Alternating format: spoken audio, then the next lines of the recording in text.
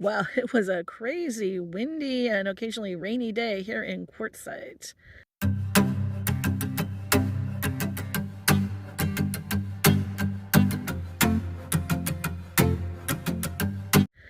It is now 5:30, 6 o'clock, and the wind's died down and the sun is actually out.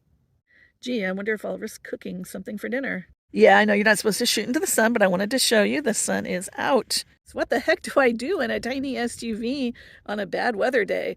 I will tell you this, I was more comfortable in this than on bad weather days in my Transit Connect, and here's why. I have less storage. My passenger seat, which I use as my lounge, is very comfortable, and it's a short hop there from the seat into my bed if I decide to take a nap. Brought along plenty of things to do. I have my Kindle, so I read for a bit. I did a lot of video editing, and I even crocheted. I am working on an Afghan. I'll show you that in another Crafty Chris style video, but suffice it to say, I kept myself busy. The only thing about this car compared to the Transit Connect is the bathroom situation. I've been going al fresco, and fortunately it wasn't steady rain all day, so I was able to get out and use my little pecan in between rain. And the other thing I was also able to do, so I managed. I did what people have done for thousands of years before the invention of toilets. I managed. Like other people, I do know how to pack it in and pack it out. Don't worry, I am not soiling nature. I watered it a bit, but I am definitely going to pack my poop out. Don't worry about that. Because this entire trip was done on the spur of the moment when my dad got out of the hospital, I didn't bring my camp chair and I didn't bring my table. Turns out that was a good thing because I wouldn't have been able to use them most of the time. And where would I put them?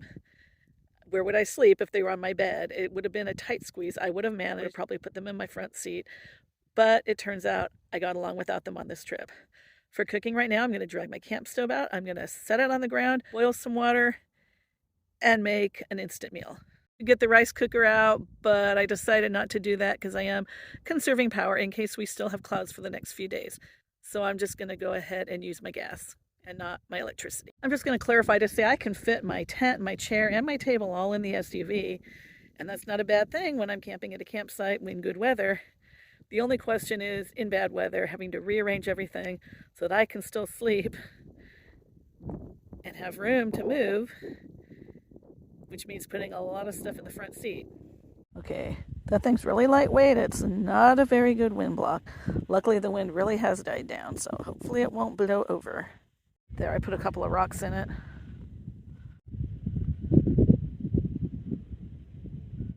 I'm just sitting in my passenger seat with the door open, hoping the wind doesn't pick up enough to blow the door shut on me.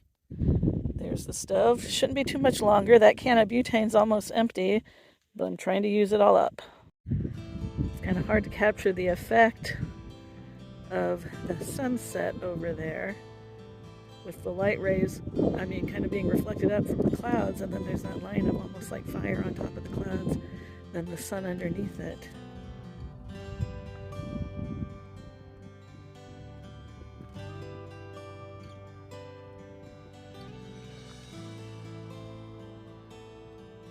Water just boiled. I'm going to add 12 ounces. I'm going to add 12 ounces to the Nalgene bottle and pour it in. The sun just peeked out. It dipped below the top line of clouds and is going to rapidly set. Back in the car, letting the lasagna cook in the bag. I think I made a taste test video of that particular Mountain House meal. They are expensive, but they are tasty and they are an easy meal when you can't, spend a lot of time outside cooking. Or if you're just in a hurry, and it is still cheaper than running to a restaurant.